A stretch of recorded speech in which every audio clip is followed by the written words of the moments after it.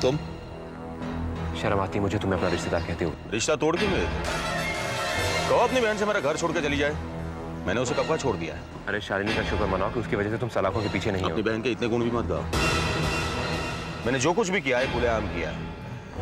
अगर रीमा को मैंने पत्नी बनाया तो उसे पत्नी का दर्जा दुनिया के सामने दिया है, तुम्हारी बहन की तरह नहीं कि करण को छुप छुप कर मिल रही है। शुक्र मनाओ कि तुम्हारी चरित्रहीन बहन को अभी तक मैंने अपने घर में रखा है।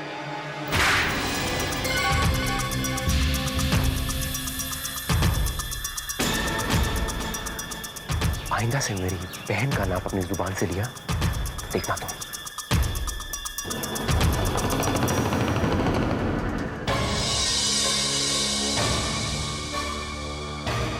इस थप्पड़ का जवाब तो मैं जरूर दूंगा तुम्हें।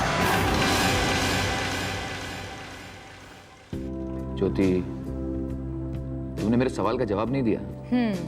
सोच रही हूँ। तुम्हारा सवाल यही था ना कि अगर किसी का दिल किसी को बहुत चाहता हो, उसे बहुत प्यार करता हो, उसे बहुत ही ज्यादा खुश रखना चाहता हो और दिन रात उसी की तमन्ना करता हो, तो ऐसे में उसे क्या करना चाहिए? यही ना? करेक्ट।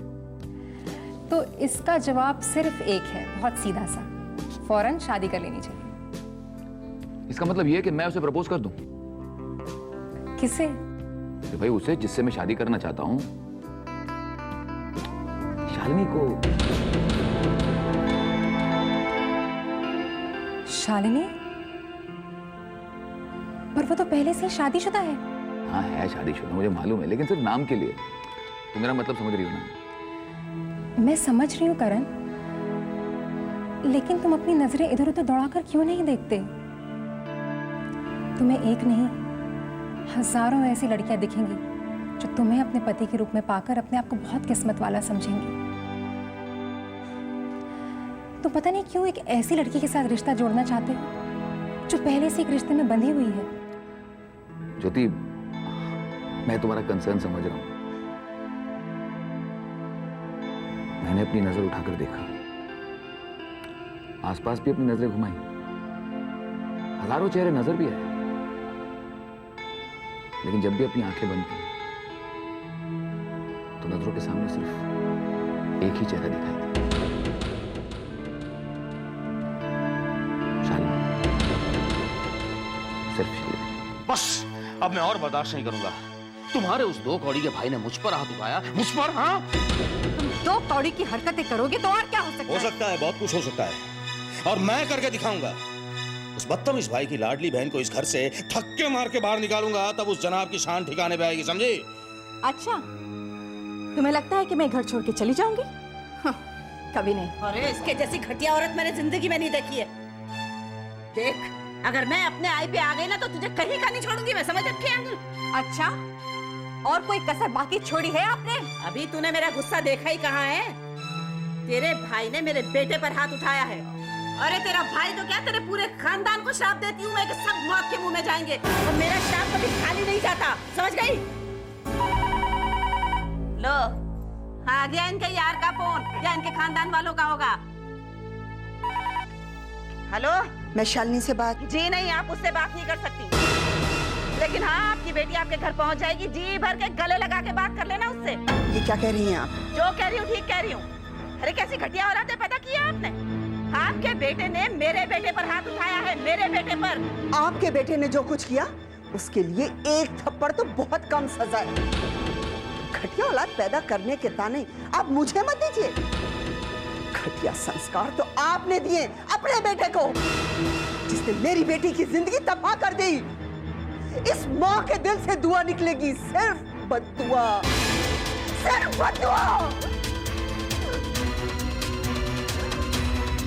बद्दुआ।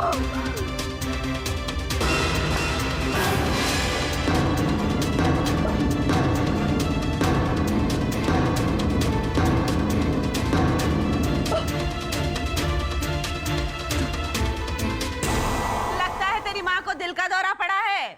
आप रही थी मुझसे बात करते करते, फोन भी छोड़ दिया हाथ से। अब ये क्या कर रही है? जा, उसकी अर्थी निकलने की तैयारी कर।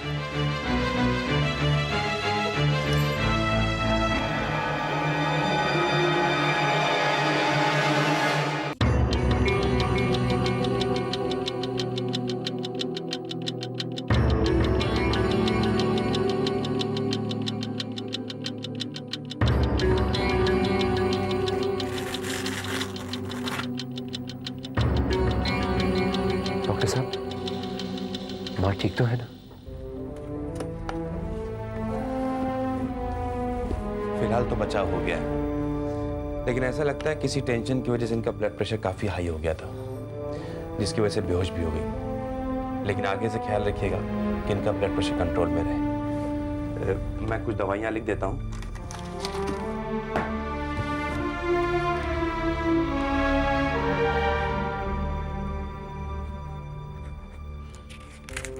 ये दवाइयाँ आप मंगा लीजिए और इन्हें पूरा पूरा आराम करने दीजिए। ओके? Thank you doctor.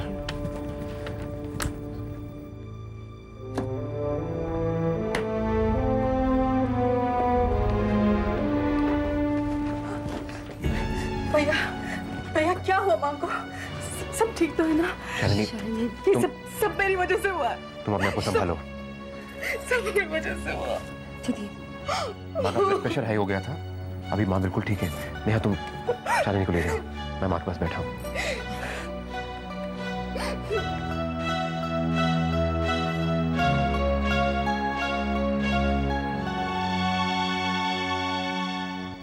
दीदी मेरी तो ये समझ में नहीं आ रहा है कि बात इतनी कैसे बिगड़ गई आपकी और आपकी सास में कि मम्मी की तबीयत खराब हो गई। राजीव भैया और दीपक में मुझे लेकर कहासुनी हो गई और उसी गर्मा गर्मी में राजीव भैया ने दीपक पर हाथ उठा दिया। जब मेरी सास को इस बात का पता चला तो उन्होंने पहाड़ सर पे उठा लिया और इतने में मम्मी का फोन आ गया और बात हाथ से निकल गई। राजीव तो अब दीपक जीजू को बिल्कुल बर्दाश्त नहीं कर पाते। अपनी बहन की तकलीफ शायद बर्दाश्त नहीं कर पाता। एक और बात भी है, राजीव को आपका सुख करण के साथ जो नजर आने लग गया है, वो तो बात बात पर इरिटेट हो जाते हैं कि दीपक जीजू ने दूसरी शादी क्यों की है। जब वो अपनी जिंदगी जी रहे हैं तो शालिनी अपनी जिंदगी क्यों नहीं जीती। लेकिन दीदी, मैं राजीव की बात से बिल्कुल सहमत नहीं हूं। मुझे लगता है कि औरत की इज्जत उसके पति के घर में रहने से ही होती है। मुश्किल वक्त को और मुश्किल बना देने से मुश्किलें आसान तो नहीं हो जाती। दीदी आप ये मत सोचिए कि मैं दीपक जीजू की तरफदारी कर रही हूँ, लेकिन इतना जरूर कहूंगी कि अगर वो गलती कर रहे हैं तो आपका भी गलती करना जायज नहीं है। बाकी फैसला आप ही को लेना है, जो आपको ठीक लगे। मैं तुम्हारी बात समझ रही हूँ नेहा।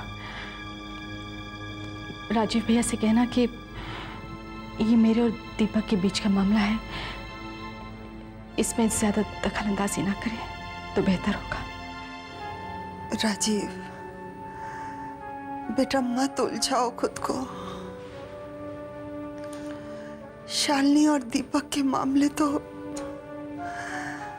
बेटा बात बनने से पहले ही बिगड़ती जा रही है। मैं क्या करूं माँ, मुझे बहुत दुख होता है अपनी बहन की हालत देखकर। दुख तो मुझे भी बहुत होता है। बार बार शालिनी को समझाती हूँ, छोड़ दे सब कुछ, छोड़ दे दीपक को और विशाल को लेकर यहाँ आ जा रहने को। मगर वो तो मेरी कोई बात नहीं सुनते। कहती है कि वहीं रहेगी, अपना घर नहीं छोड़ेगी, दीपक को सुधार लेगी। पता नहीं कौन से जमाने में रह रही हो। राजीव बेटा, शालिनी अब बच्ची नहीं रही। अपने अच्छे बुरे का फैसला वो खुद कर सकती है। पर बेटा तू अपने गुस्से पर काबू रखा कर। दीपक पर हाथ उठाने से पहले ये तो सोच लिया कर कि उसके साथ रिश्ता क्या है हमारा।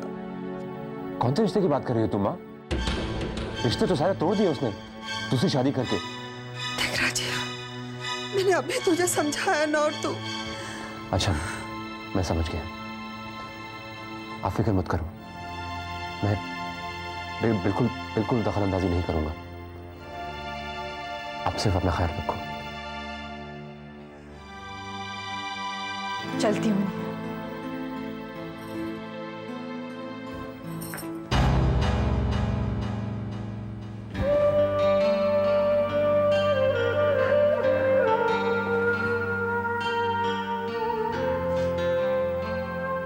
माँ का ख्याल रखना।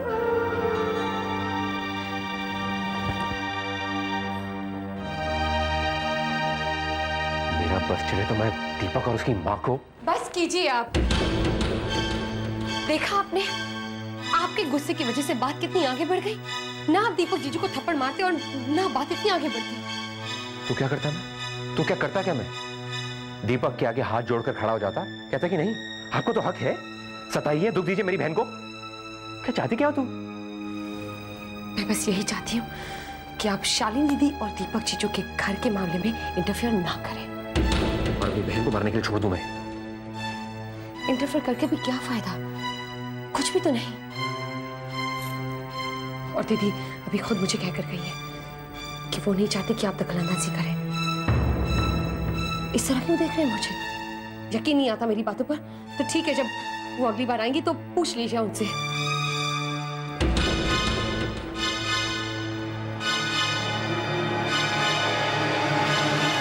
करण, मुझे समझ में नहीं आ रहा कि मैं किस तरह से तुम्हारा शुक्रिया अदा करूं। अगर उस दिन अदालत में तुम सबूत लेकर ना आते तो अब तक पता नहीं मेरा क्या हाल हो गया होता।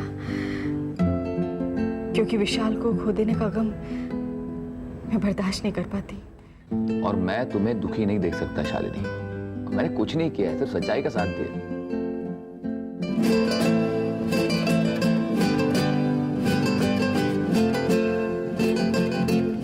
साथ देने का शुक्रिया।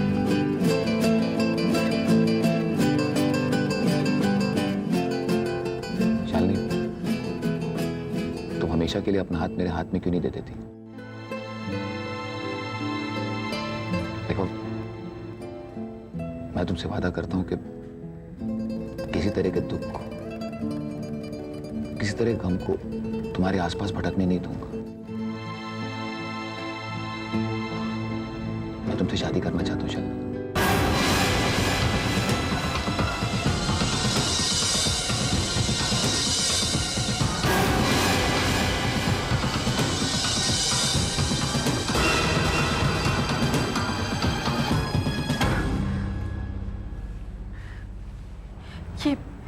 ये तुम क्या कह रहे हो? क्या कह रहे हो तुम करण? वही जो बहुत साल पहले मुझे तुम्हें कह देना चाहिए था। तुम जानते हो ना मैं शादीशुदा हूं। कैसी शादी शादी? कैसी शादी? दीपक के साथ तुम्हारे इस रिश्ते को तुम शादी कहती हो? मैं तो इसे घुट घुट कर मरना कहता हूं। ऐसी जिंदगी क्यों बताना चाहती हो तुम? हाँ शालिनी, तुम्हें एक नए सिरे से अपनी जिंदगी शुरू करनी चाहिए। मैं और तुम नई राहों की तरफ एक नया घर बसाएंगे, एक नई जिंदगी। एक मिनट करण, कहीं तुम मुझसे अपने एहसानों की कीमत तो नहीं मांग रहे? गॉड सेक, तुम मेरे बारे में ऐसा सोचती हो? और तुमने ऐसा कैसे सोच लिया कि तुम मेरे सामने शादी की बात भी कर सकते हो? मैं जानती हूँ जो दीपक ने किया वो गलत है, बहुत गलत है। पर करण, मैंने दीपक के साथ 7 फेरे लिए हैं। तो क्या दीपक ने उन 7 फेरों की कस्में निभाई हैं? बताओ, वो दूसरी शादी करने का। तो इसका मतलब ये है कि मैं भी दूसरी शादी कर लूं? करण, तुमने मेरी दोस्ती का गलत मतलब निकाल दिया। अच्छा नहीं किया। शालिनी,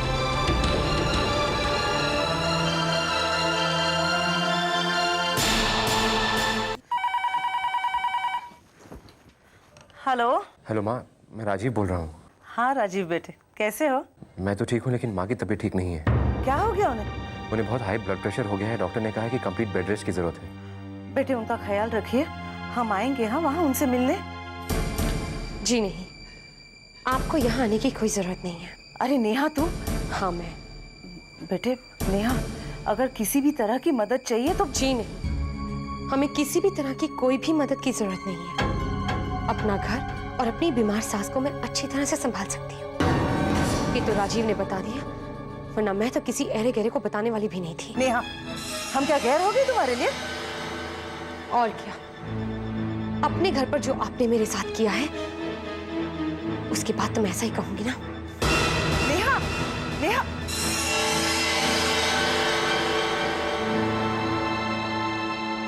क्या हुआ?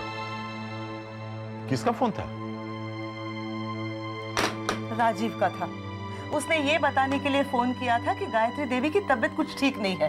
अरे लेकिन नेहा ने कहा कि हमें वहां आने की कोई जरूरत नहीं है, हम उसके लिए गैर हो चुके हैं। ठीक है, गैर है तो नहीं जाएंगे। अच्छा, ये आप क्या कह रहे हैं? अरे और मैं क्या कह सकता हूँ भाई? भैया भैया लो कर लो बात।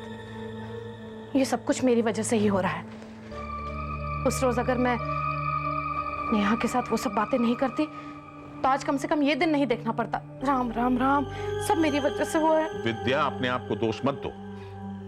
अरे नेहा की तो आदत ही ऐसी हो गई है, बात बात पर बहस करती है, बदतमीजी करती है। पहले जितनी शांत थी ना, उतनी ही ज्यादा तेज तर्रार हो गई, उसकी जबान बहुत खराब हो गई। ठीक है, अगर हम गैर हैं तो नहीं जाएंगे। अरे हम गायत्री देवी को देखने नहीं जाएंगे तो कौन सा पहाड़ टूट जाएगा?